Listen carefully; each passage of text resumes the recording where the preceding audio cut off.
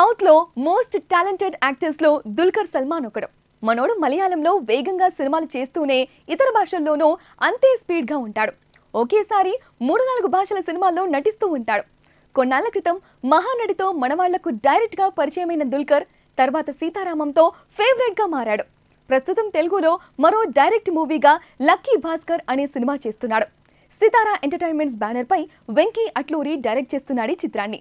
దుల్కర్ సరసన మీనాక్షి చౌదరి హీరోయిన్ గా నటిస్తోంది. లేటెస్ట్ గా ఈ మూవీ టీజర్ ను విడుదల చేశారు. టీజర్ ఇంప్రెసివ్ గా ఉంది. పీరియాడిక్ బ్యాక్ డ్రాప్ లో సాగే కథలా కనిపిస్తోంది. ఓ common man, middle class Indian man అనే వాయిస్ ఓవర్ తో మొదలైన టీజర్ లో మిడిల్ క్లాస్ మెంటాలిటీ సార్, కష్టం వస్తే ఖర్చులు తగ్గించుకొని రూపాయి దాచుకుంటాం, పంతం వస్తే ₹1 కూడా మిగిల్చకుండా ఖర్చు పెట్టేస్తాం సార్ అనే డైలాగ్ కథను ఇండైరెక్ట్ గా చెబుతోంది. ఓ కొత్త అంబియన్స్ లో దుల్కర్ ను మరో కొత్త పాత్రలో ఈ చిత్రం చూపించబోతున్నట్టు అర్థమవుతోంది. వెంకీ అట్లూరి చివరగా ధనుష్ తో సర్ అనే సినిమాతో ఆకట్టుకున్నాడు.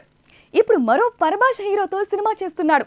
మరి లక్కీ భాస్కర్ తో దుల్కర్ తెలుగులో హ్యాట్రిక్ అందుకుంటాడా అంటే అందుకునేలానే ఉన్నాడు అనిపిస్తోంది టీజర్ చూస్తుంటే. ఇక ఈ చిత్రాన్ని జూలైలో విడుదల చేస్తున్నామని చెప్పారు, కానీ కరెక్ట్ డేట్ లేదు.